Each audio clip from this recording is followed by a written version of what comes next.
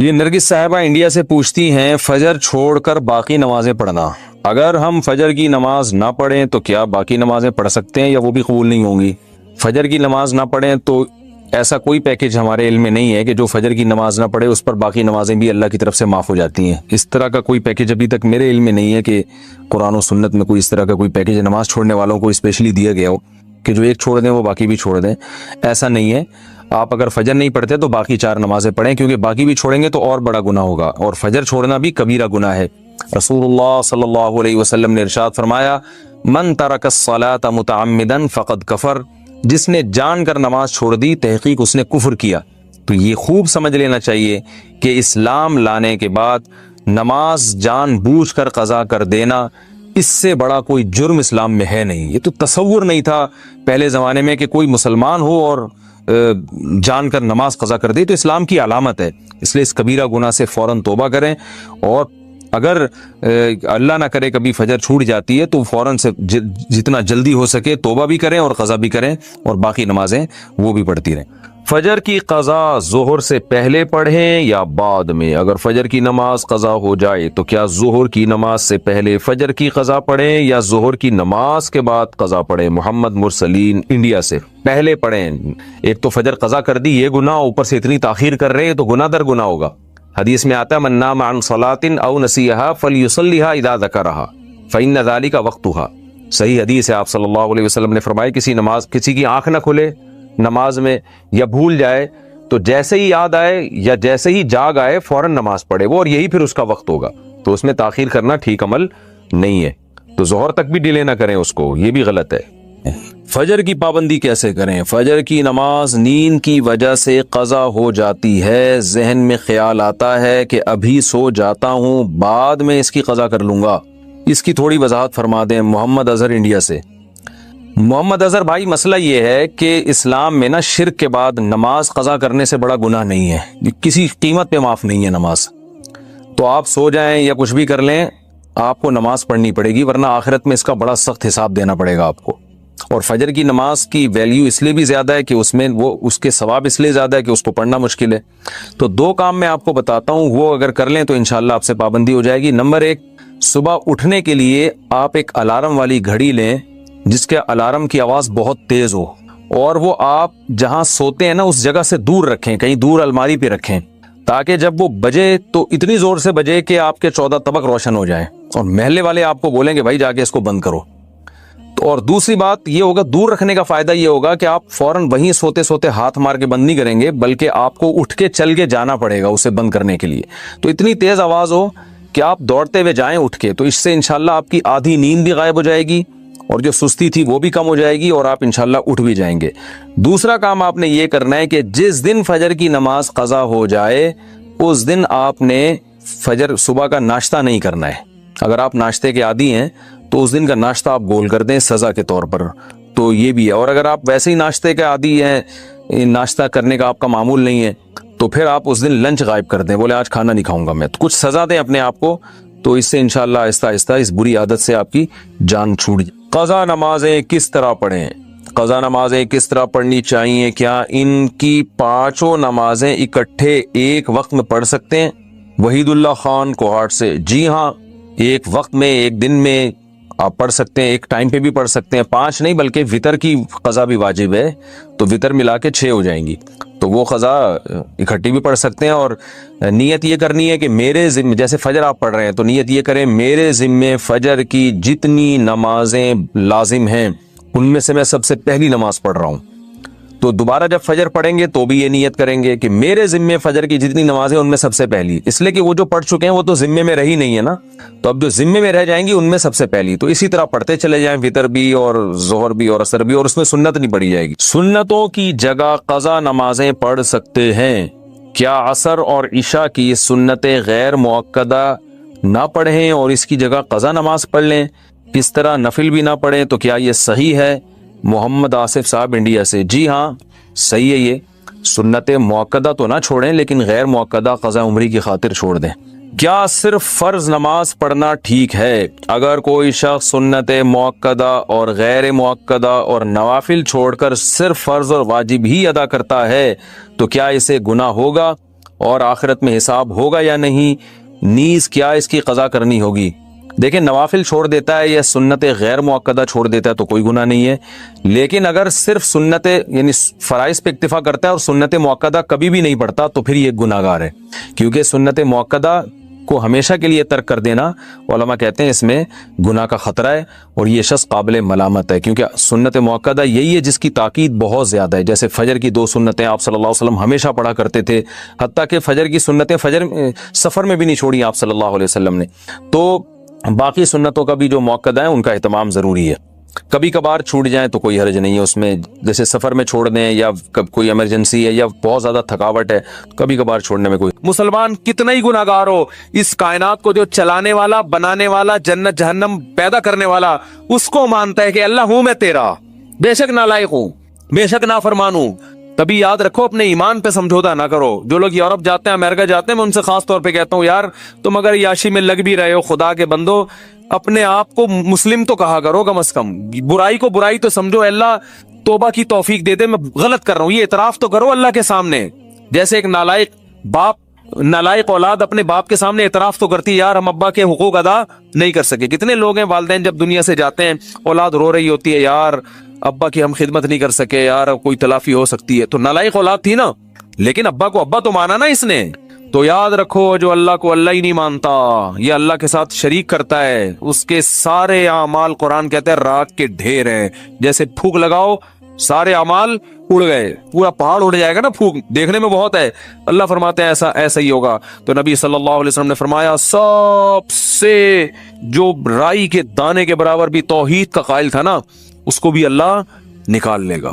تو اس لیے جہنم میں صرف وہی رہے گا جو مشرک ہے، جو کفر پہ مرا، جو قرآن کا اللہ کے رسولوں کا انکار کرتا ہے، اس کے علاوہ جو بھی ایمان کی حالت میں جائے گا بالآخر ایک دن وہ نکلے گا۔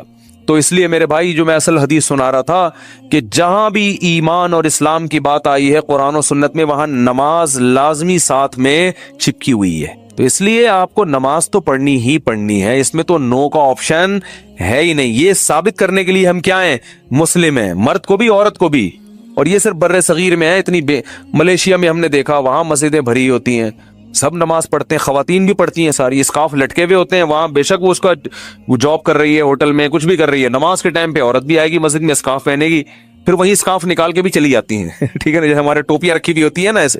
افغانستان میں سب نماز پڑھتے ہیں، سعودی عرب میں سب نماز پڑھتے ہیں، دبئی میں عرب کے کیسے کیسے عیاش ہیں، نماز کے ٹائم پہ سارے ایسے لگے گا جیسے ان سے بڑا نیک دنیا میں کوئی ہے ہی نہیں۔ بادشاہ نماز پڑھتے ہیں، وزیر نماز پڑھتے ہیں۔ ہمارے ہاں ایک بہت بڑی لعنت ہے کہ ہوگا مسلمان اور اپنے آپ کو مسلمان بھی کہتا ہے، نماز کے وقت میں غائب۔ تو اس لیے امام احمد ابن حنبل جو بہت بڑے مجتہد ہیں، ان کا یہ فتویٰ ہے کہ ایک نماز بھی جو جان بوجھ کر چھوڑ دے گا اسلام سے خارج ہو جائے گا۔ اگرچہ جمہور کا یہ فتویٰ ہے کہ خارج نہیں ہوتا، کفر کے قریب ہو جاتا ہے وہ، لیکن امام احمد بن حنبل کی کوئی کم حیثیت تو نہیں ہے نا۔ سعودی عرب میں انہی کو فالو کیا جاتا ہے۔ شیخ بن باز، شیخ صالح العثیمین سعودیہ کے مفتی اعظم رہے ہیں، ان کا فتویٰ اب تک چلا یہی آ رہا ہے کہ ایک آدمی اگر فجر کی نماز کے لیے الارم نہیں لگاتا، اس نے صبح 8 بجے آفس جانا ہے، رات کو سویا صبح 8 بجے کا الارم لگا کے، تو یعنی اس نے پکا ارادہ کیا ہوا ہے کہ میں نے فجر میں نہیں اٹھ رہا۔ ایک تو ہوتا نا آنکھ کھلی نہیں، ارادہ تو تھا نہیں کھلی آنکھ، پکا ارادہ کیا ہوا ہے، انہوں نے کہا یہ اسی وقت مرتد ہو جائے گا، کیونکہ اس نے پکا ارادہ کر لیا نماز کے قضا کرنے کا، پکا ارادہ کر۔ وہ یہاں تک ان کا فتویٰ ہے کہ مرتد ہو جائے گا، اس کو اگر توبہ نہیں کرتا اور توبہ کا اعلان نہیں کرتا باقاعدہ، تو اس کو مسلمانوں کے قبرستان میں دفن کرنا بھی جائز بولو نہیں ہے، اس کا نکاح بھی ٹوٹ گیا۔ اگرچہ جمہور اس کو نہیں مانتے، لیکن امام احمد بن حنبل کی بھی تو ایک بڑی ویلیو ہے نا، اور عبداللہ بن مسعود کی بھی کم ویلیو نہیں ہے۔ وہ فرماتے ہیں ہم نبی کے دور میں کسی بھی جرم کو یہ نہیں سمجھتے تھے کہ انسان کافر ہو جاتا ہے، نماز کو ہم یہ سمجھتے تھے کہ کوئی چھوڑ دے تو اسلام سے خارج ہو جاتا۔ تو اس لیے عرب میں شراب پینے والا بھی نماز پڑھتا ہے، کیونکہ مسلمان میں بہرحال کچھ بھی ہو اسلام کا نام اپنے آپ سے ہٹانا پسند نہیں کرتا۔ اور آج ہم نے دیکھا ہے مسجدوں کے ساتھ گھر ہیں، نماز کے لیے نہیں آ رہے، اور سفر میں تو نمازیوں کو دیکھا ہے نمازیں چھوڑتے ہوئے۔ ذرا آج کل پیپر ہے تو یہ چھوڑ دو نماز، بھائی پیپر میں نماز چھوڑنا کہاں سے جائز ہو گیا؟ جاب میں باس کی طرف سے اجازت نہیں ہے آپ چھپ کے نماز پڑھیں، آپ کہیں کرسیوں کے پیچھے چھپ جائیں، کہیں بھی کریں۔ میں تو یہاں تک میں نے لوگوں کو مشورہ دیا، بعض جو غیر مسلم کنٹریز میں لوگ وہ کر رہے ہیں نا जॉब कर रहे हैं बॉस की तरफ से बास जगहों में, वरना वहां परमिशन होती है, इजाजत नहीं है। तो मैं उनसे कहता हूं भाई कहीं भी छुप के चले जाओ, कुछ भी करो, अगर नहीं परमिशन मिलती, छुप के भी नहीं पढ़ सकते तो जॉब छोड़ दो, बस जॉब क्या करो, छोड़ दो, जॉब नहीं, फिर जॉब जायज नहीं आपके लिए, फर्ज नमाज तो पढ़नी पड़ेगी, आप जॉब ही नहीं कर सकते, आप कहीं भी जाओ। कहते कहां जाके, मैं भाई वॉशरूम में पढ़ लो, वॉशरूम में पढ़ लो। वॉशरूम का मतलब ये नहीं कि वो फ्लश के ऊपर, वो तो जगह का पाक होना जरूरी है ना, इंतहाई आखिरी दर्जा ये है कोई मुसल्ला रखो अपने साथ ताकि जगह पाक हो। ये ऐसा नहीं कि वॉशरूम में नमाज पढ़ना शुरू कर दें, हराम है, नाजायज है वॉशरूम में नमाज पढ़ना। लेकिन अगर कोई सूरत नहीं बनती, कुछ भी नहीं है, जाए नमाज ले जाओ भाई, छुप के जहां नहाते हैं ना जिस जगह पे, उस जगह मुसल्ला बिछा के नमाज पढ़ लो। ट्रेनों में नमाज नहीं छोड़ सकते आप। मैं तो कोई ज्यादा नेक आदमी नहीं हूं, लेकिन एक दो वाकयात में लोगों को सिर्फ मोटिवेट करने के लिए। एक दफा हम भावलपुर से चढ़े ट्रेन में, जब मैं ट्रेन में चढ़ा हूं भावलपुर से, तो फजर की नमाज का टाइम हो रहा था और रश इतना था, हाजियों की उस वक्त फ्लाइटें बहुत जा रही थी, कराची से ही जाती थी, मुल्तान एयरपोर्ट नहीं बना था उस वक्त, तो इतना रश था कि जैसे ही हम ट्रेन में चढ़े हैं तो अब पता चल गया कि बस ऐसे बिल्कुल सीधे, जगह ही नहीं, रश इतना ज्यादा। और फजर की नमाज वुजू मैंने पहले कर लिया था एहतियातन, तो अब वहां मैंने कहा भाई नमाज पढ़नी है, लोगों ने कहा यहाँ जगह नजर आ रही है, सूफी साहब, लोग फिर ताने देना शुरू कर दिया, सूफी तो नजर नहीं आ रहा है, यहाँ को नमाज पढ़ेगा, पागल हो रहा है। और अच्छा सफर में लोगों ने कहा भाई सफर में माफ है, बाद में तोबा कर लेना, कज़ा पढ़ लेना, ये बड़े अच्छे अल्फाज होते हैं लोगों के ना, यानी उनकी नजर में कि तोबा कर लेना। ओ भाई तोबा तो कहां से, अगर ऐसा ही होता तो अल्लाह कहते नमाज पढ़ लो, नहीं पढ़ते तो तौबा कर लेना, पढ़नी है, कसा नहीं करनी है। इन्नस्सलात कानत अलल मुमिनीन किताबम मवक़ूता, अगर नमाज छोड़ने की मेरे भाई कहीं गुंजाइश होती तो मैदान जंग में लड़ते हुए जब गोलों की घन गरज और तलवारों की चमक हो, उसमें अल्लाह इजाजत दे देगा कज़ा कर लो। जी हमें को पढ़ने को वजीफा बता दें, औलाद हमारे कंट्रोल में नहीं है, और भाई ये वजीफों से कंट्रोल में नहीं होती। तो अल्लाह फरमाते हैं हमारे नेक लोगों का जज्बा होता है कि उनके घर में क्या माहौल हो, ऐसा कि आंखें देख के ठंडी हो जाएं। तो आंखें पबजी वाले को देख के कभी भी ठंडी नहीं होती। आपकी बच्ची मोबाइल पे लगी हुई है सुबह शाम, उसको भी सेटिंग कराई हुई, उल्लू बनाया हुआ है, सिर्फ तुम लिखा हुआ है उसके लिए ना, उधर भी सिर्फ तुम ही 25-30 होते हैं। फिर अब्बा को टोपी करा रही है, अम्मा को टोपी करा रही है, भाई को टोपी करा रही है, और इसलिए करा रही है कि उसको पता है मेरा भाई भी टोपियां करा के निकलता है, ये मदनी मस्जिद का कह के जाता है, पता नहीं कहां से होके आ रहा होता है, सब टोपी गिरी चल रही है। तो घर में फिर मेरे भाई मोहब्बत का माहौल बोलो यार नहीं हो। मैं ऐसे घरों को भी जानता हूं, अल्लाह हमारे घरों को भी ऐसा बना दे उलमा के कि वो रमजान में उनकी बच्चियां 10-10 पारे तिलावत कर रही हैं रोजाना, घरों में मुकाबले चल रहे हैं, तहज्जुद में मुकाबले चल रहे हैं, बेटा 15 पारे पढ़ रहा है रोजाना, ठीक है ना, कैसा घर का अच्छा माहौल होता है, तिलावत का, नमाज का, तहज्जुद का। ठीक है 24 घंटे ये सब कुछ नहीं होता, तफरी भी चाहिए इंसान को, खाना पीना भी चाहिए, थोड़ी तफरी भी चाहिए, आउटिंग भी चाहिए, लेकिन ये भी तो चाहिए ना, आउटिंग तो दबा के हो रही है, खाना पीना भी दबा के हो रहा है, बस 24 घंटे इंटरटेनमेंट में ही गुजर रहे हैं। तो फिर ये घर का माहौल ना इसमें मोहब्बत होगी ना इसमें सुकून, चीखो पुकार लगी हुई है। बच्चों को एक चीज सिखाया करें, बस ये मैं मलका सबा का वाकया कल बयान करूंगा, बच्चों को उसमें वाकया से जरूरी कि मलका सबा औरत होके बड़ी ज़हीन थी, तो इससे ही पता चलता है कि सारी औरतें ऐसी नहीं होती। जो मैं बार बार कहता हूँ, जो मेरा बयान सुन रही हैं वो बहुत ज़हीन है, तो वो मलका सबा का वाकया सुन के आपको अंदाजा हो जाएगा कि बड़ी बड़ी ज़हीन भी होती हैं। तो एक बात करके बस बयान खत्म करता हूँ कि देखो बच्चों को ना घर में चीखने चिल्लाने ना दो, एक उनको ड्रेस सही पहनाओ प्रॉपर, और एक उनको चीखने चिल्लाने, और इसके लिए जरूरी है जब खुद भी आवाज हल्की हो आपकी, इससे बहुत माहौल खराब होता है। घर में माहौल ये बनाओ जब शादी हो ना उसी वक्त से, अब तो जिनके बच्चे बड़े हो गए अब वो बहुत मुश्किल है। जब शादी हो तो पहली रात बेगम को जो आपने सबसे अहमियत के साथ जो बात समझानी है, पहले तो बेगम को बताएं कि बेगम मेरी आपसे शादी हुई थी, उस सिलसिले में मैं आपके सामने हाजिर हुआ हूं। जरा तमीज से ना, लखनऊ वालों की तरह एकदम नसीहतें नहीं शुरू कर दें। वो कहेगी यार अभी आगे बैठा है कोई मोहब्बत की बातें करो, आते ही एकदम चिल्ले 4 महीने की बातें शुरू कर दी, इसने नसीहत शुरू कर दी। तो आप पहले यूं शुरू करें कि मेरी आपसे शादी हुई थी, उस सिलसिले में मैं हाजिर हुआ। फिर उसको आप शुरू में ही समझा दें कि देखो हमारे घर का माहौल है, वैसे होगा तो नहीं लेकिन चलो फर्ज कर लो है। उसको ये बताएंगे देखो हम जब भी बात करेंगे ना आपस में, हमारा वॉल्यूम क्या होगा, 25 तक बस बर्दाश्त करेंगे हम, ठीक है। 25 से ऊपर किसी का भी वॉल्यूम हुआ तो वो जुर्माना देगा, सही है। अपने बारे में भी 50 भी बहुत है, 100 तो अभी तो डायरेक्ट 100 पे होता है जाके ना, क्यों घुमा देते हैं। ये चीखो पुकार अल्लाह को पसंद नहीं। वग़ज़ुज़ मिन सौतिक, कुरान कह रहा है अपनी आवाजों को پس کرو. میں بھی یہ نصیحت اس لیے کر رہا ہوں کہ اللہ مجھے بھی توفیق دے. یہ مطلب نہیں ہے کہ میرا والیوم بہت ہی دھیما دھیما اور بڑی تمیز سے, تو گھر میں سب کچھ چل رہا ہوتا ہے, لیکن تکرار کرنے سے فائدہ یہ ہوتا ہے کہ اللہ توفیق دے دے. سیکھنے والے ہیں نا ہم سب.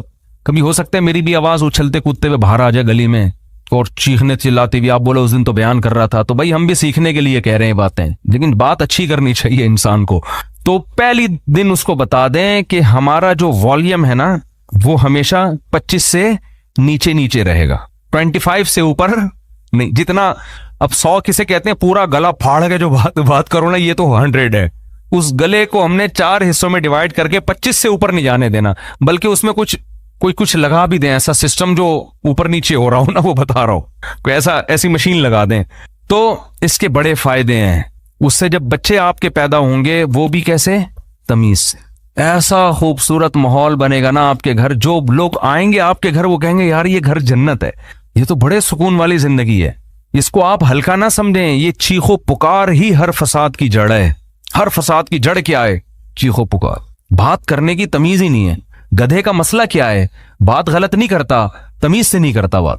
گدھے کی باتیں صحیح ہوتی ہیں, اسٹائل غلط. اب گدھے کو گھاس چاہیے, بلی کو چاہیے بھوک, میاؤں میاؤں, بس سمجھ جاتا ہے آدمی اس کو بھوک لگ رہی ہے. گدھے کو 2 منٹ کا کام ہے آپ سے, لیکن اس کے لیے اسٹائل دیکھو, پہلے پوری آواز پھیپڑوں میں بڑھے گا اور بور کے پھر ہاں ایسے نکالے گا. تو گدھا کے ساتھ پرابلم یہ ہے کہ اس کی بات غلط نہیں ہوتی, اسٹائل گدھے جیسا ہوتا ہے اس کا. ٹھیک ہے نا, تھوڑی سی بات کرے گا آدمی کہے گا اللہ کا واسطہ چپ ہو جا تھوڑی دیر کے لیے. وہ تھر میں گدھے تھے نا جو ہم نے سونے نہیں دے رہے تھے رات کو. تو یہی اسٹائل گھروں میں لوگوں کا ہوتا ہے. اچھا, وہ توصیف الرحمان صاحب کے بارے میں میرا ایک کلپ وائرل ہوا ہے, یہ وضاحتی بیان بھی میں کر دیتا ہوں. میں نے مولانا توصیف الرحمان صاحب کے بارے میں یہ کہہ دیا تھا کہ وہ چیختے بہت ہیں اور بالکل گدھے جیسی آواز, اس طرح کا میں نے کچھ. وہ کلپ میں نے بہت جگہوں سے ہٹایا کیونکہ مجھے خود لگا کہ یار یہ میں بھی توہین کر رہا ہوں نا, اس طرح مجھے نہیں کہنا چاہیے تھا. بہرحال ایک عالم دین ہے, علمی اختلاف, وہ میں نے کلپ ہر جگہ سے ہٹوایا, لیکن پھر بھی وہ کلپ چل رہا ہے.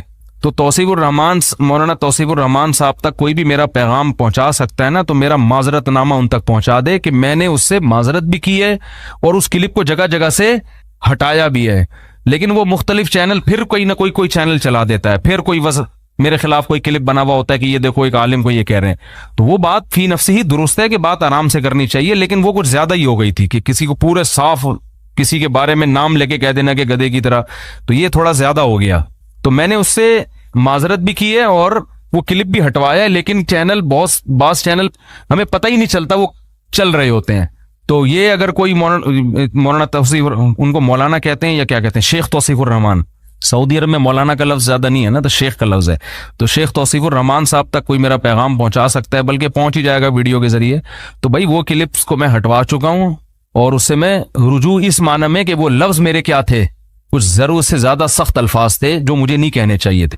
تو خیر, تو گھر میں بچوں کو کیا سکھانا چاہیے, تمیز, ادب, صحیح ہے نا. تو چیخنے چلانے کا گھر میں اگر ماحول ہوگا تو یہ بڑا مسئلہ, لیکن یہ شروع میں ہی کنٹرول ہو جاتی ہیں. جیسے وہ ایک آدمی, 2 بندوں نے شادی کی 2 بہنوں سے, 2 بھائیوں نے 2 بہنوں سے شادی کی, 6 مہینے گزر گئے, ایک کی بیوی بڑی تمیز سے, بہت ادب احترام, دوسرے کی بیوی کنٹرول میں ہی نہیں. تو اس نے اپنے بھائی سے پوچھا کہ یار یہ تیرا اس پہ اتنا روب ہے, ایسے تمیز سے بیٹھی رہتی ہے تیرے سامنے, میری والی کا تو روب ہی نہیں. اس نے کہا میں پہلے دن آیا تھا نا, میں نے ایک گلاس سامنے تھا, اس کو ایسے کک ماری نا کہ کس کم وقت نے گلاس ادھر رکھا, پھر گیا ادھر بلی کی گردن مڑوڑ دی, یہ کر دیا, ایسے بھٹو بچوں اسٹائل سے آئے. وہ ڈر گئی نا کہ یہ تو بہت ہی خطرناک ہے, تو بڑی تمیز سے. ویسے آج کل خواتین ڈرتی نہیں ہے اس اسٹائل سے, یہ میں بتا دوں, یہ پرانے دور کی پرانی باتیں ہیں. آج کل آپ جائیں گے نا, ایک گلاس اٹھائیں گے, وہ اٹھا کے لوٹا مارے گی آپ کے سر پہ, کھولا لے کے بھاگ جائے گی وہ, اور صحیح کرے گی. ظاہر ہے یہ کون سا اسٹائل ہے آنے کا, آپ کو چاہیے آپ آ کے اسے اسی اسٹائل میں بات کریں کہ بھائی میری آپ سے کل شادی ہوئی تھی, اس سلسلے میں حاضر ہوا ہوں. تو اب یہ 6 مہینے بعد یہ آیا اور اس نے بھی گلاس کو کک ماری نا, تو بیگم بولتی ہے اب ان ڈراموں سے کچھ بھی نہیں ہوگا.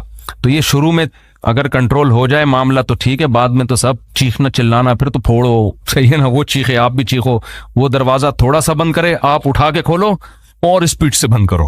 ہمارے حضرت نے ایک واقعہ سنایا, اس طرح طلاق ہوئی ہے, شوہر گھر میں آیا تھکا ہوا, تو بیگم انتظار کر رہی تھی, کہیں لیٹ ہو گیا تھا یہ, اس کو غصے میں بیٹھی ہوئی تھی بیگم.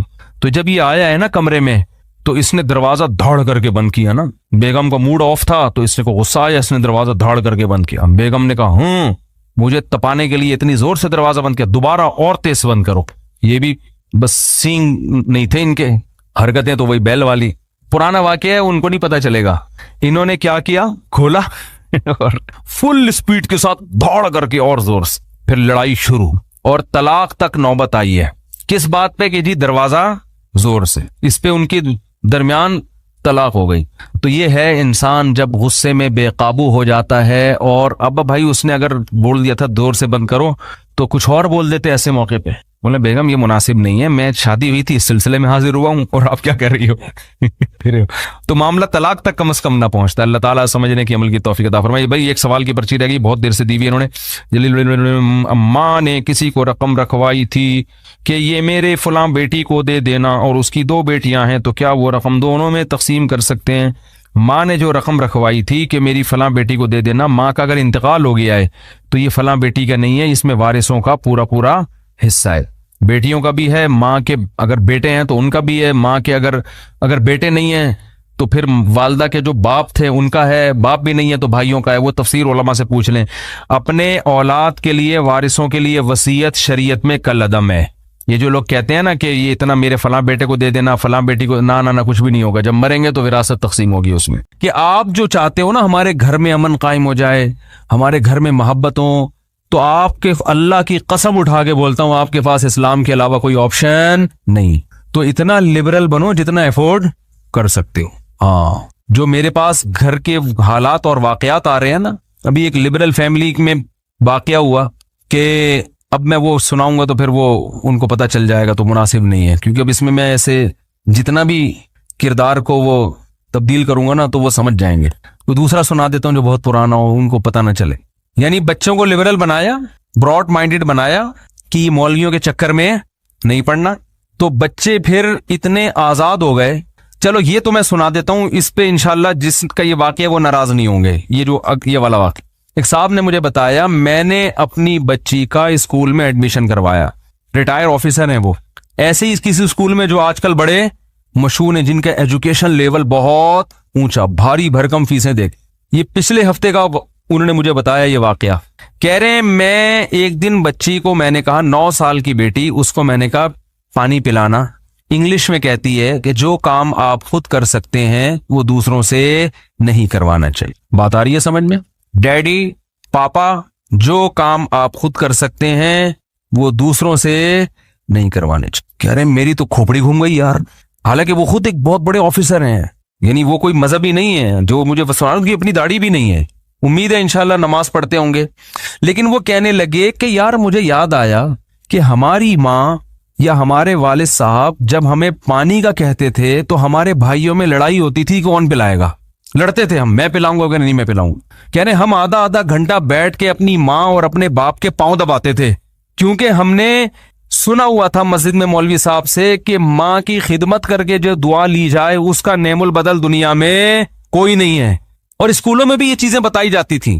کہہ رہے ہم تو باپ پاؤں دبانے کے لیے, پانی تو زیادہ ضروری چیز ہے نا, پاؤں دبانا تو کوئی ضروری فرض تھوڑی ہے, اس سے کیا ہوگا پاؤں دبا کے, وقتی طور پہ ریلیکس ہو جاتا ہے آدمی.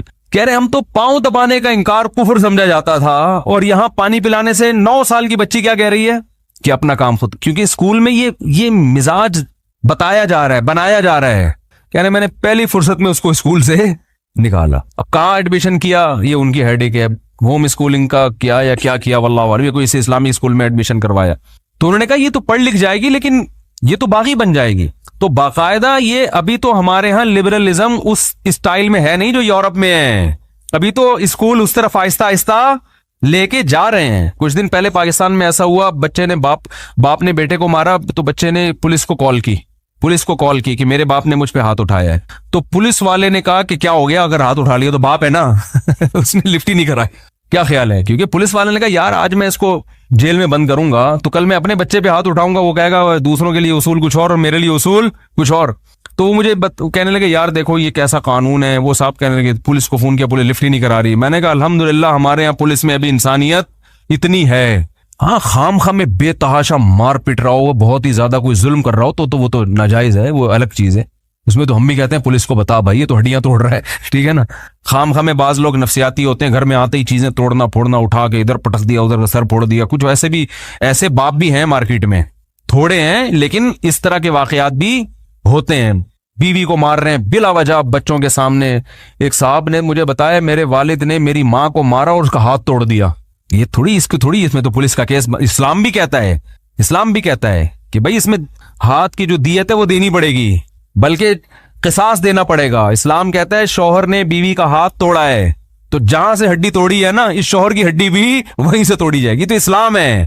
آپ تو پھر بھی پولیس کیس بنا کے چند دن جیل میں رکھ کے چھوڑ دیتے ہیں. اسلام نہیں چھوڑتا. اسلام کہتا ہے آنکھ کے بدلے آنکھ. اس میں میاں بیوی میں کوئی فرق نہیں کرتا. وَكَتَبْنَا عَلَيْهِمْ فِيهَا أَنَّ النَّفْسَ بِالنَّفْسِ وَالْعَيْنَ بِالْعَيْنِ وَالْأَنْفَ بِالْأَنْفِ وَالْأُذُنَ بِالْأُذُنِ وَالسِّنَّ بِالسِّنِّ وَالْجُرُوحَ قِصَاص. اس میں قرآن نے کہا کہ آنکھ کسی کی پھوڑی ہے تو آنکھ کے بدلے آنکھ, کان کے بدلے کان, دانت کے بدلے دانت. شوہر نے بیوی کے مکہ مارا, دانت ٹوٹ گیا, تو اسلام عورت کو یہ رائٹ دیتا ہے کہ عورت عدالت میں کیس کرے, عدالت پکڑ کے ہتھوڑا پکڑائے عورت کے ہاتھ میں. اور اگر عورت کو یہ خطرہ ہے کہ ادھر کا دانت توڑنے کے بجائے پوری بتی سی نکل جائے گی, توڑنے نہیں آتے اس کو, ویسے تو آتے ہیں سب کو الحمدللہ, لیکن اگر نہیں آتے تو جلاد کو کہا جائے گا, ڈاکٹر کو کہا جائے گا اس کا دانت نکالو یہاں سے. پھر عورت کو یہ رائٹ ہے کہ چاہے تو معاف کر دے یا دیت لے لے دانت کی, جو بھی دیت بنتی ہے. یہ تو رائٹ کس نے دیا ہے؟ شوہر نے بیوی کو قتل کر دیا تو عورت کے وارثین کو یہ پورا حق حاصل ہے کہ وہ شوہر کو کیا کر دیں, قتل کر دیں عدالت کے ذریعے. تو ایک سزا ہوتی ہے ادب سکھانے کے لیے. ادب میں دانت تھوڑی توڑے جاتے ہیں یا ایسے تھوڑی مارا جاتا ہے جانوروں کی طرح. تو میں تو ان باپوں کی بات کر رہا ہوں جو تمیز سے مارتے ہیں. بچہ نہیں بات مانا 2 تھپڑ لگا دیے اس کے, بھائی انسان کا بچہ بن کیا کر رہے ہیں, ٹھیک ہے نا. تو اس پہ بھی کیس یہ تھوڑی ہوتا ہے بھائی, یہ تو آپ کلچر کو تباہ کر رہے ہو. اور بچے کے لیے اصل تو یہی ہے کہ محبت سے اس کی تربیت کرو, لیکن 100 میں کچھ ایسے ہوتے ہیں جو تمیز کی زبان نہیں سمجھ رہے ہوتے, تو ان کی خیرخواہی اس میں کہ ان پہ سختی کی جائے, ابھی سدھر جائیں گے وہ. میں اپنا واقعہ بتاتا ہوں نا. میری بچی 6-7 سال کی تھی, اس نے 5 روپے اٹھا لیے کہیں سے بغیر بتائے, گھر میں میز میں پڑے ہوئے تھے, اس نے اٹھا لیے. تو میں نے اس کو محبت سے نہیں سمجھایا, میں نے ایک تھپڑ لگایا. میں نے بچوں کو میں الحمدللہ نہیں مارتا. اگر یقین نہ آئے نا تو ابھی بچوں کو بلا کے میں آپ کو شہادت دلواتا ہوں کہ ابا مارتے کہ نہیں مارتے. اور یہ اس کی علامت پتہ ہے کیا ہے, کہ بچے باپ سے محبت کرتے ہیں یا غیر ضروری روب میں ہیں. اس کی علامت یہ ہے کہ بچے باپ کو گھر میں دیکھنا چاہتے ہیں کہ نہیں دیکھنا چاہتے. اگر وہ چاہتے ہیں کہ ابا ہمارے گھر سے باہر زیادہ رہیں, گھر میں تھوڑا آیا کریں, تو یہ اس کی علامت ہے کہ آپ ابا کم ہیں, جلات زیادہ ہیں. اور اگر بچے چاہتے ہیں کہ ابو گھر میں رہیں ہمارے پاس, اس کا مطلب آپ اگر سختی کرتے بھی ہیں تو وہ جلات والی سختی نہیں ہے. تو الحمدللہ بڑی بات نہیں کر رہا, اللہ نظر بس سے بچائے. میرے بچے چاہتے ہیں کہ ابا کہاں رہیں, گھر میں رہیں, ٹھیک ہے نا. باہر نکلتے سب پکڑے ہوئے ہوتے ہیں, کھینچ رہے ہوتے ہیں, کہاں جا رہے ہو, ادھر آؤ, ٹھیک. اور جہاں میں جا رہا ہوتا ہوں سب کی کوشش ہوتی ہے ہم بھی ابا کے ساتھ چلیں, لیکن اس کے باوجود بھی ہم چترول تمیز سے لگاتے ہیں. اس لیے کہ بھائی بچہ تو بے عقل ہے نا, اس کے دل میں خوف بٹھانا پڑتا ہے کچھ چیزوں میں. تو میری بچی نے 6-7 سال کی تھی, اس نے کہیں سے 5 روپے نکال لیے. تو میں نے ایک تھپڑ, مجھے اچھا نہیں لگ رہا تھا, بہت ترس آ رہا تھا اس کے اوپر, لیکن میں نے کہا آج چھوڑ دیا تو یہ دوبارہ بھی نکال سکتی. ایک تھپڑ لگایا, کہا کہ کبھی بھی بغیر پرمیشن کے پیسے کہیں سے اٹھانے کی اجازت نہیں, یہ بہت بڑا جرم ہے, یہ چوری میں آتا ہے. اور اس کا فائدہ یہ ہوا کہ وہ جن اور سب بچوں کے سامنے لگایا, سب ایسا ڈرے ہیں. اب میں مطمئن ہوں, مجھے پتا ہے گھر میں کہیں بھی پیسے پڑے ہوں گے بچے نہیں اٹھائیں گے. وہ ایک پر روپ بیٹھ گیا. اب اگر ہم یورپ میں ہوتے ہیں, پیسے اٹھائے, ہم کہتے نہیں بچوں کو تمیز سے محبت سے سمجھاؤ, بٹھا کے دیکھو بیٹا ایسے نہیں کرتے. وہ تو تمیز سے تو سمجھا چکے تھے نا, تمیز سے پہلی دفعہ میں تھوڑی ہے, پہلے تو 2-3 دفعہ تمیز والا پروگرام چل چکا تھا. لیکن بچوں کو شیطان آ کے ورغلاتا رہتا ہے, اٹھا لو کیا جا رہا ہے. تو اس میں پھر سختی کرنی پڑتی ہے. ایک دفعہ کر لی, ہمیشہ کے لیے جان چھوڑ گئی. اس میں بچے کا فائدہ ہوا کہ نہیں ہوا؟ ورنہ جب ایک دفعہ بچہ چوری سیکھ جائے نا, وہ ذلیل ہو جاتا ہے معاشرے میں. پتا چلتا ہے لوگوں کو یہ چور ہے, پھر لوگ معاملات چھوڑ دیتے ہیں اس سے, اس کی دنیاوی ترقی بھی ختم اور اخروی بھی ختم. حضرت عمر کے دور میں ایک چور کا ہاتھ کاٹا حضرت عمر نے. اس نے کہا اللہ کی قسم پہلی دفعہ کر رہا ہوں. فرمایا پہلی دفعہ پکڑا نہ جاتا, اگر پہلی دفعہ کر رہا ہوتا ٹھیک ہے نا, تو بہت دفعہ کر چکا ہے. تو سختی کی بھی اجازت اسلام نے دی ہے, بلکہ فرض قرار دیا ہے کہ بعض موقع پر اولاد پر سختی کی جائے. تو میں یہ عرض کر رہا تھا میرے بھائی, اگر میں مسلم نہ ہوتا میں بچی پر ہاتھ نہ اٹھاتا. مجھے پتا تھا کہ مجھے اللہ نے پرمیشن دی اس کے فائدے کے لیے. اچھا ایک بات خوب اچھی طرح یاد رکھو, بچوں پر جب بھی ہاتھ اٹھاؤ نا, ایک تو بہت جانوروں کی طرح نا پیٹو گے, اٹھا کے اس کا بہت ہی, اور گالیاں اس کو دے رہے ہوتے ہیں لگ خود کو رہی ہوتی ہیں, اور الو کا پٹھا. تو وہ تو آپ کا پٹھا ہے ایسی گالیاں نہ تو جو ریورس ہو کے کھا رہی ہوں. اچھا خیر یہ تو ایک مزاح ہے. ایک بات خوب اچھی طرح سمجھیں, بچے کو مارنے سے بچے میں منفی جذبات پیدا نہیں ہوتے. تو جو لوگ 15 شعبان کی رات کو نہاتے دھوتے ہیں, اسپیشلی اس رات کو کہ بھئی آج کوئی تہوار ہے یا آج کوئی خوشی کا دن ہے, اور مٹھائیاں کھاتے ہیں یا حلوے پکاتے ہیں, تو وہ زبان سے اس کو تہوار نہ بھی کہیں, اپنے عمل سے یہ بتاتے ہیں کہ یہ تہوار ہے, جبکہ یہ تہوار نہیں ہے. اسلام میں کوئی اس کی ایک ضعیف روایت بھی نہیں ہے کہ آپ صلی اللہ علیہ وسلم نے, میرے علم میں نہیں ہے کم از کم, ہو سکتا ہے کوئی موضوع من گھڑت روایت موجود ہو جس میں کوئی کہیں بھی نہیں ہے کہ آپ صلی اللہ علیہ وسلم نے اس رات کو ہمیں نہانے کا حکم دیا ہو, یا اچھے کپڑے پہننے کا حکم دیا ہو, یا کھانے پینے کا یا حلوے کھلانے کا, ہمیں حلوے مانڈے کا ہمیں حکم دیا ہو. تو اللہ کا واسطہ یہ بدعت ہے, اس کو ختم کریں اپنے معاشرے سے. اور اسلام میں تہوار کا ٹائم دن میں ہوتا ہے. عید الفطر, عید الاضحیٰ ہے جس میں ہم دن میں قربانی کرتے ہیں اور کھاتے ہیں پیتے ہیں نہاتے ہیں دھوتے ہیں. راتوں کے یہ کام نہیں ہے, رات کو آپ سوئیں یا عبادت کریں. تو ایک چیز تو یہ تھی جو میں بتانا چاہ رہا تھا. دوسری چیز, اس رات کو قبرستان جانا. دیکھیے اس بارے میں حدیث پیش کی جاتی ہے, مشہور حدیث ہے, لوگ سنتے رہتے ہیں کہ نبی صلی اللہ علیہ وسلم رات کو اٹھے اور امی عائشہ رضی اللہ تعالیٰ عنہ بھی آپ کے پیچھے چلی گئیں, اور آپ صلی اللہ علیہ وسلم جنت البقیع میں مغفرت کی دعا مانگ کے تشریف لے آئے واپس. تو یہ حدیث انتہائی درجے کی ضعیف حدیث ہے, اور ایک تو ضعیف حدیث ہے, دوسری بات یہ کہ اگر ہم تھوڑی دیر کے لیے فرض کر لیں یہ صحیح حدیث ہے, اور ہم کہتے ہیں کہ بھئی نبی صلی اللہ علیہ وسلم نے یہ عمل کیا ہے, تو صحابہ میں سے کسی سے ضعیف حدیث سے بھی ثابت نہیں ہے کہ کوئی اس رات قبرستان گئے ہوں. حضرت ابو بکر کے بارے میں کوئی روایت نہیں ملتی کہ اس رات قبرستان گئے ہوں, حضرت عمر کے بارے میں کوئی روایت نہیں ملتی, یہ کسی ایک صحابی کے بارے میں نہیں. تو آپ مجھے بتائیں کہ یہ کیسی سنت ہے کہ جو صحابہ کی سمجھ میں نہیں آئی اور ہماری سمجھ میں آ گئی ہے. تو مشرکین مکہ یہ کہا کرتے تھے لو کان خیرن ما سبقونا الیہ, قرآن مجید کی آیت ہے کہ اگر یہ اسلام میں کوئی خیر ہوتی تو یہ صحابہ ہم سے پہل نہ کرتے. یہ صحابہ نے ہم سے پہل کیا ہے, اس کا مطلب ہے یہ اسلام خیر کا کام نہیں ہے. تو مشرکین کو صحابہ سے چونکہ نفرت تھی, اس لیے کہتے تھے کہ یہ چونکہ اسلام کو فالو کر رہے ہیں تو یہ اس کی علامت ہے کہ اسلام خیر نہیں ہے, کیونکہ خیر میں تو ہم صحابہ سے آگے ہوتے ہیں. اپنے بارے میں ان کا یہ اس خوش فہمی میں مبتلا تھے وہ. لیکن ہماری رائے کیا ہے, ہم یہ کہتے ہیں کہ لو کان خیرن لسبقونا الیہ. وہ کہتے تھے لا سبقونا, ہم کہتے ہیں لسبقونا, کہ اگر کوئی بھی خیر کا کام ہے تو صحابہ ہم سے ضرور اس میں پہل کریں گے. یہ ہو نہیں سکتا کہ خیر کا کام ہم کریں اور صحابہ نے نہ کیا ہو. تو اسی طرح میں یہ عرض کرتا ہوں کہ دیکھیں اگر قبرستان جانا اس رات میں سنت عمل ہوتا تو صحابہ یقیناً جایا کرتے. کوئی ایک صحابی تو گیا ہو, یہ کیسی بات ہے جو صحابہ کی سمجھ میں نہیں آئی اور ہماری سمجھ میں آ رہی اور ہم قبرستان جا رہے ہیں اس رات کو. چلیں اگلا اسٹیپ تھوڑی دیر کے لیے فرض کر لیتے ہیں کہ نبی صلی اللہ علیہ وسلم جو ایک رات قبرستان گئے, فرض کر لیں وہ حدیث بھی صحیح ہے, یہ بھی فرض کر لیں کہ صحابہ اگرچہ نہیں گئے مگر ہم صحابہ سے بھی زیادہ آگے نکلنے کی کوشش کرتے ہیں اور صحابہ کو سمجھ میں نہیں آیا, ہمیں سمجھ میں آ گیا. تو چلیں فرض کر لیں تھوڑی دیر کے لیے کہ اس رات کو جانا ہم سنت مان لیتے ہیں, آپ کے دلائل ہم مان لیتے ہیں, اور صحابہ کی سمجھ میں نہیں آئے لیکن ہماری سمجھ میں زیادہ آ رہا ہے, ہم فرض کر لیتے ہیں, مان لیتے ہیں کہ اس رات قبرستان جانا سنت ہے. تو آپ مجھے بتائیں نبی نے جو عمل جس طرح سے کیا ہو اس طرح سے سنت ہوگا, یا آپ اپنی طرف سے جس کو ہم پشتوں میں کہتے ہیں اخپل طریقے سے کرنا سنت ہے؟ نبی نے فجر کی 2 رکعتیں پڑھی ہیں اور ہر رکعت میں 2 سجدے کیے ہیں. آپ اگر فجر کی 3 رکعتیں پڑھیں گے تو کیا نماز ہو جائے گی آپ کی؟ اب آپ دلیل میں یہ کہیں کہ نبی نے فجر کی نماز پڑھی ہے تو مجھ پر بھی لازم ہے. تو بھائی نبی نے پڑھی ہے تو جیسے نبی کے پڑھنے سے آپ پر پڑھنا لازم ہو گیا, تو جس طرح سے پڑھی ہے اسی طرح پڑھنا لازم ہوگا, اخپل طریقے سے پڑھنا لازم نہیں ہوگا. تو اسی طرح یاد رکھیں, فرض کر لیں کہ نبی قبرستان گئے ہیں اور یہ قبرستان جانا سنت ہے, تو نبی کس طرح گئے ہیں اور کتنی دفعہ گئے ہیں؟ نبی رات کو چپکے سے اٹھ کے گئے ہیں, کوئی کسی کو آپ نے جمع نہیں کیا, کسی کو بتایا تک نہیں, جو اس حدیث سے پتہ چل رہا ہے ہمیں, اگرچہ یہ ضعیف حدیث ہے لیکن فرض کر لیں یہ صحیح ہے. تو کہیں پتہ بھی نہیں چل رہا, چپکے سے قبرستان گئے اور چپکے سے واپس آئے, اور پوری زندگی میں ایک دفعہ گئے. جبکہ ہمارے ہاں ہر سال قبرستان میں لوگ جا رہے ہیں, جب بھی شب برات آتی ہے لوگ قبرستان جاتے ہیں ہر سال. نبی ایک دفعہ گئے اور آپ ہر سال جا رہے ہیں. نمبر 2, جاتے جتھوں کی شکل میں, نبی تو چپکے سے گئے ہیں, تو آپ رات کو 2-2:30 بجے ذرا چپکے سے اٹھیں اور تنہائی میں جب قبرستان میں وحشت ہو اور اندھیرا ہو اور وہاں قبرستان جائیں, اتنا دم ہے آپ میں, تو ہم کہیں گے بھئی آپ نے نبی کی سنت کو زندہ کیا ہے. لیکن آپ تو جتھوں کی شکل میں جا رہے ہیں, نہا دھو کے جا رہے ہیں, خوشبو لگا کے جا رہے ہیں, تیار ہو کے جا رہے ہیں، اور جو کچھ وہاں خرافات ہو رہی ہیں قبرستان میں وہ تو ساری دنیا کو معلوم ہے. میلے ٹھیلے لگے ہوئے ہیں وہاں پہ، گولے گنڈے بک رہے ہیں، برگر بک رہے ہیں، گول گپے بک رہے ہیں وہاں پہ، اور پھول الگ بک رہے ہیں، ہار پھول قبروں پہ چڑھانے کے لیے. کیا بدماشی ہے یہ، کیا منہ دکھائیں گے رسول اللہ صلی اللہ علیہ وسلم کو قیامت کے دن؟ آپ کے سامنے کیا وہ حدیث نہیں ہے کہ نبی صلی اللہ علیہ وسلم نے فرمایا کہ روایت میں آتا ہے کہ کچھ لوگ قرب میدان حشر میں آئیں گے تو ان کے چہرے ایسے ہوں گے جیسے میری امت کے چہرے ہوتے ہیں، میری امت کی شکل ہوتی ہے. حدیث کا مفہوم میں بیان کر رہا ہوں.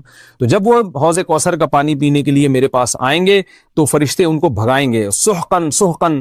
تو آپ صلی اللہ علیہ وسلم پوچھیں گے یہ تو میری امت ہے، آپ تو فرشتے کیا کہیں گے کہ یہ آپ کی وہ امت ہے جنہوں نے آپ کے دنیا سے جانے کے بعد دین میں ایسی چیزیں ایجاد کر لی تھی جن کا آپ نے حکم نہیں دیا. تو آپ کیا فرمائیں گے؟ سحقن سحقن، دور کرو ان سے. تو ایسا نہ ہو کہ ہم قیامت کے دن رسول اللہ صلی اللہ علیہ وسلم کی شفاعت سے محروم ہو جائیں. تو اللہ کا واسطہ قبرستان مت جائیں اس رات، گھر میں بیٹھیں آرام سے، یہیں بیٹھ کے میت کے لیے مغفرت کی دعا کریں. اور اگر آپ سمجھتے نہیں یہ حدیث بالکل صحیح ہے اور جانا لازمی ہے تو پھر تنہائی میں جائیں، ایسے قبرستان کا انتخاب کریں جہاں آپ کے علاوہ کوئی بھی نہ ہو، اور پھر چپکے سے جائیں اور پتلی گلی سے واپس آ جائیں آپ. اگرچہ ہم تو اس کو بھی نہیں مانتے، لیکن اگر کرنا ہے تو پھر اس طریقے سے عمل کریں اگر آپ حدیث کو فالو کرنا چاہتے ہیں آپ اپنے خیال کے مطابق. تو یہ دو باتیں ہو گئیں. ایک تیسری چیز کیا ہے؟ کیا قرآن اس رات میں نازل ہوا ہے اور تقدیر کے فیصلے اس رات میں ہوتے ہیں؟ دیکھیے قرآن میں دو جگہ اللہ نے اس مضمون کو بہت وضاحت سے بیان کیا. ایک سورہ دخان میں انا انزلناہ فی لیلۃ مبارکہ کہ ہم نے اس کو مبارک رات میں نازل کیا، اور اللہ نے فرمایا فیہا یفرق کل امر حکیم، اس میں حکمت والے فیصلے ہوتے ہیں اس رات میں. دوسری جگہ 30ویں پارے میں سورہ قدر میں اللہ نے فرمایا انا انزلناہ فی لیلۃ القدر، ہم نے اس قرآن کو لیلۃ القدر میں نازل کیا، اور اس میں بھی اللہ نے فرمایا تنزل الملائکۃ فیہا کہ فرشتے اس رات میں اترتے ہیں باذن ربہم من کل امر، تمام قسم کے معاملات لے کے. تو یہاں بھی اللہ بتا رہے ہیں کہ جو 1 سال کے فیصلے جس رات میں ہوتے ہیں اور فرشتوں کے حوالے کیے جاتے ہیں وہ رات اور قرآن کے نازل ہونے والی رات ایک ہی ہے، یہ الگ الگ راتیں نہیں ہیں. اور سورہ قدر میں اللہ نے فرما دیا واضح لفظوں میں کہ وہ لیلۃ القدر کی رات ہے. تو اتنی وضاحت کے بعد پھر یہ کہنا کہ اس رات میں قرآن نازل ہوا تھا جبکہ اس کے بارے میں کوئی صحیح حدیث موجود بھی نہیں ہے، ضعیف یا موضوع روایتیں ہیں، تو یہ بالکل قرآن پر میں سمجھتا ہوں کہ یہ ٹھیک نہیں ہے، بالکل دلیل کے لحاظ سے یہ کمزور بات ہے. اگرچہ بعض علماء اس طرف گئے ہیں اور انہوں نے تعویل کی ہے، انہوں نے یہ تعویل کی ہے کہ قرآن جو ہے آسمان دنیا پہ آیا لیلۃ القدر میں، اور وہاں سے جو نیچے نزول شروع ہوا ہے وہ شب برات میں ہوا ہے.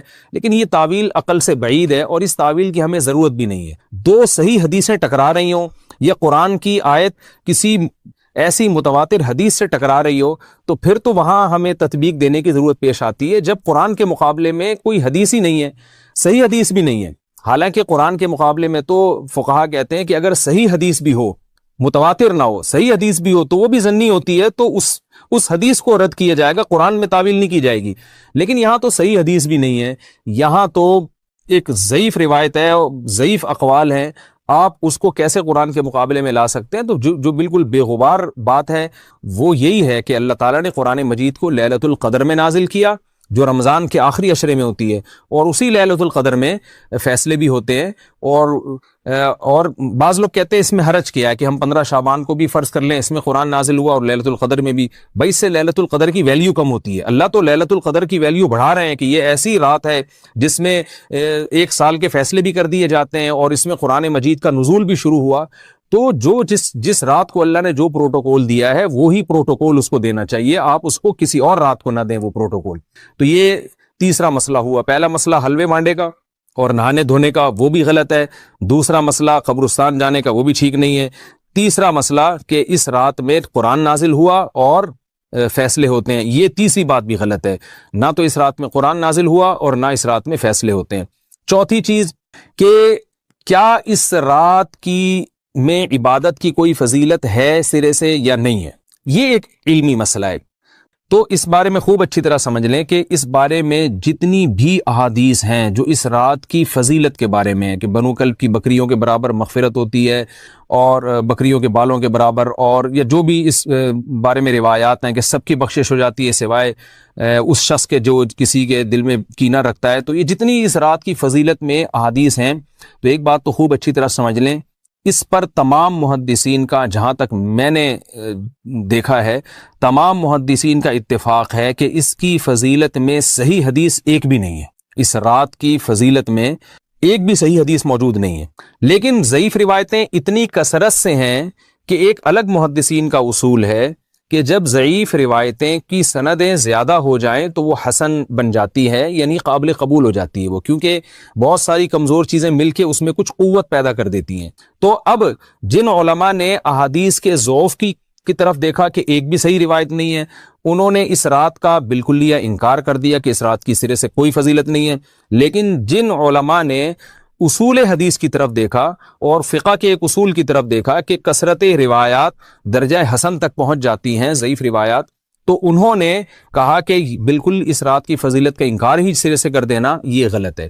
تو جمہور اس طرف گئے ہیں کہ اس رات کی فضیلت کا بالکلیہ انکار کر دینا یا اس کی عبادت کی فضیلت کا بالکلیہ انکار کر دینا یہ ٹھیک نہیں ہے، لیکن کچھ علماء، وہ بھی بڑے محقق علماء ہیں، وہ اس طرف گئے ہیں کہ اس رات کی سرے سے کوئی فضیلت اسلام میں ہے ہی نہیں۔ اب میں دونوں طرف کے علماء کا کچھ تھوڑا سا تجزیہ پیش کرتا ہوں۔ تو جو علماء یہ کہتے ہیں کہ اس رات کی فضیلت ہے اور فضیلت میں کثرت سے روایات ہیں اور اس میں بڑے بڑے علماء داخل ہیں، امام شافعی رحمہ اللہ تعالی جیسے مجتہد بھی ہیں جو اس رات کی فضیلت کے قائل ہیں، باقی ائمہ سے مجھے جو ہے نا امام ابو حنیفہ سے کچھ نہیں ملا اس رات کی فضیلت کے بارے میں، اور امام احمد ابن حنبل سے بھی مختلف روایات ملی ہیں، اس لیے میں جزم سے کسی اور امام کے بارے میں نہیں کہہ سکتا، لیکن امام شافعی سے بہرحال اس کی فضیلت صراحتاً منقول ہے، اگرچہ انہوں نے بھی اعتراف کیا ہے کہ اس کی روایات کے بارے میں جتنی اس بارے میں روایات ہیں وہ ضعیف ہیں، لیکن وہی ایک اصول ہے کہ جب ضعیف روایات بہت کثرت سے ہوتی ہیں تو درجہ حسن تک پہنچ جاتی ہیں۔ تو اس اصول کے تحت جمہور اس کے قائل ہیں کہ اس رات میں عبادت اگر ہم کرتے ہیں تو دوسری راتوں کی نسبت ہمیں ثواب زیادہ ملتا ہے۔ لیکن جو بعض دوسرے علماء جو بالکل ہی اس رات کی فضیلت کے منکر ہیں، ان کے دلائل میں یہ ہے کہ یہ بات اگرچہ درست ہے کہ اگر ضعیف روایات کثرت سے ہوں تو وہ درجہ حسن تک پہنچ جاتی ہیں، لیکن وہ کہتے ہیں کہ کچھ قرائن ایسے ہیں جن قرائن سے پتہ چلتا ہے کہ جو ہے ان قرائن کو اگر سامنے رکھا جائے تو وہ ان کی رائے یہ ہے کہ پھر ان کا خیال یہ ہے کہ ان کا رجحان اس طرف ہے کہ اس رات کی سرے سے کوئی فضیلت نہیں ہے۔ ان قرائن میں ایک چیز یہ بھی ہے کہ اس کے بارے میں جو روایات ہیں ان میں بہت زیادہ ثواب کی بشارت سنائی گئی ہے۔ تو بعض محدثین کا یہ اصول ہے کہ کسی رات کے بارے میں یا کسی خاص عمل کے بارے میں بہت زیادہ کہیں غلو ہوتا ہے یا مبالغہ ہوتا ہے، غلو تو نہیں کہہ سکتے، تو یہ خود ایک اس طرف اشارہ ہوتا ہے کہ یہ ایک ضعف ہے، اگرچہ یہ کوئی اتنی مضبوط بات نہیں ہے، لیکن بہرحال جو علماء اس کی فضیلت کے بالکل منکر ہیں ان کی ایک دلیل میں آپ کے سامنے پیش کر رہا ہوں۔ دوسری بات یہ ہے کہ جو علماء اس کی فضیلت کے بالکل بھی قائل نہیں ہیں ان کی ایک بڑی دلیل یہ بھی ہے، جن میں ہمارے شیخ حضرت مفتی رشید احمد صاحب رحمہ اللہ تعالی بھی تھے، اگرچہ انہوں نے اس بارے میں کوئی صراحتاً فتویٰ نہیں دیا، لیکن وہ یہ اشکال ظاہر کیا کرتے تھے کہ شریعت میں جب بھی کسی وقت کی یا کسی خاص رات کی کوئی فضیلت آتی ہے تو اللہ تعالیٰ اس کو جو ہے وہ اس کا صحیح ٹائم نہیں بتاتے بلکہ اس میں اختلاف ڈال دیتے ہیں۔ اس کی مثال ایسے جیسے جمعے کے دن حدیث میں آتا ہے کہ ایک وقت جمعے میں ایسا آتا ہے جس میں دعا لازمی قبول ہوتی ہے، اب ظاہر ہے وہ بڑا فضیلت کا وقت ہے، تو وہ وقت ہمیں متعین طور پہ بتایا نہیں گیا ہے، اس لیے علماء کا اس میں اختلاف ہوا، بعض نے کہا عصر کے بعد، بعض نے کہا کہ 2 خطبوں کے درمیان۔ لیلۃ القدر کو دیکھ لیں، لیلۃ القدر کی فضیلت میں قرآن بھی ہے، بہت ساری احادیث ہیں، لیکن لیلۃ القدر کی رات ہے کون سی یہ اللہ نے اس میں ابہام ڈال دیا۔ طاق راتوں میں 21 بھی ہو سکتی ہے، 23 بھی ہو سکتی ہے، بعض بلکہ حدیث سے 22ویں رات کا بھی ہونا ثابت ہے، زیادہ امکان 27ویں رات کا ہوتا ہے، تو وہ متعین نہیں ہے۔ تو جو علماء کہتے ہیں اس کی سرے سے کوئی فضیلت ہی نہیں ہے، ان کا رجحان وہ ان کی ایک یوں سمجھیں کہ دلیل تو نہیں لیکن ایک استیناس کہتے ہیں اس کو، کہ اس سے ان کے اس نظریے کو تقویت ملتی ہے کہ اگر یہ اس کی اتنی زیادہ فضیلت ہے تو اس کی تعیین میں اختلاف بالکل بھی نہیں ہے، تو یہ وہ کہتے ہیں کہ یہ مزاج شریعت کے خلاف ہے۔ اور تعیین میں اختلاف ہوتا کیوں ہے؟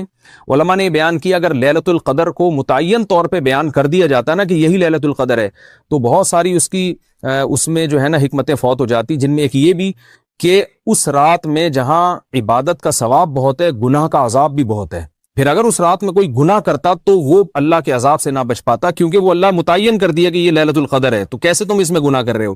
اب معاملہ اللہ نے مبہم رکھ دیا کہ بھئی یہ بھی ہو سکتی ہے تو اگلے دن بھی ہو سکتی ہے۔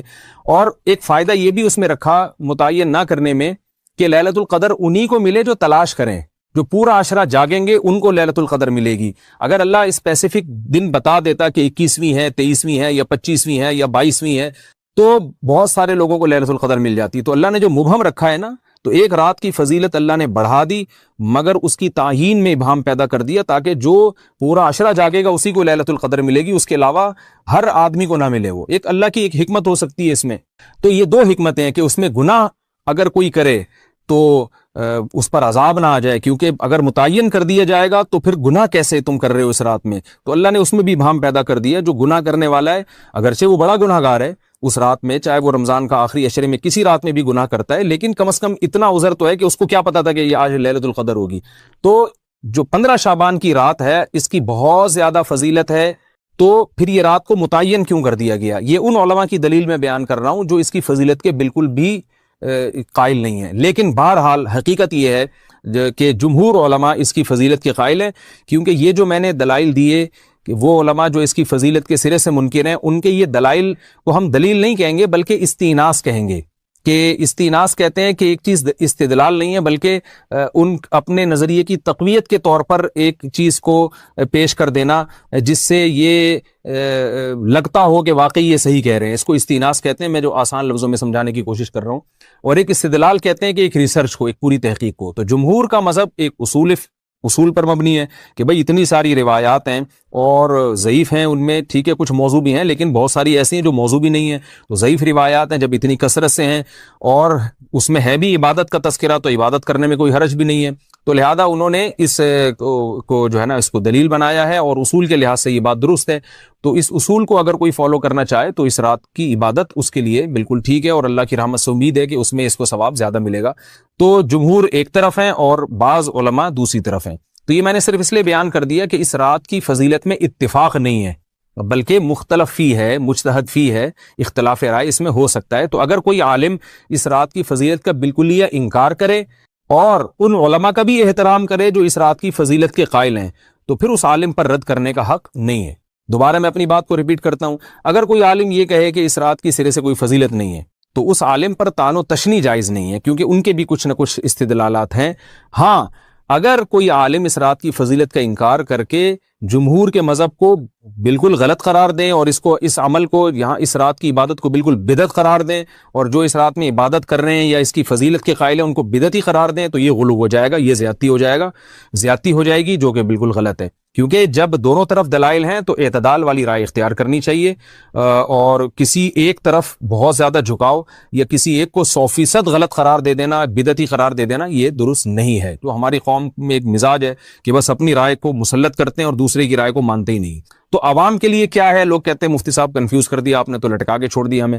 بھائی میں کنفیوز نہیں کر رہا, عوام جمہور کے مذہب کو فالو کرے گی. جمہور میں بڑے بڑے علماء ہیں, وہ اس کی فضیلت کے قائل ہیں اور وہ اس کے قائل ہیں کہ اس رات میں عبادت کرنی چاہیے, تو آپ جمہور کے مذہب کو فالو کر سکتے ہیں.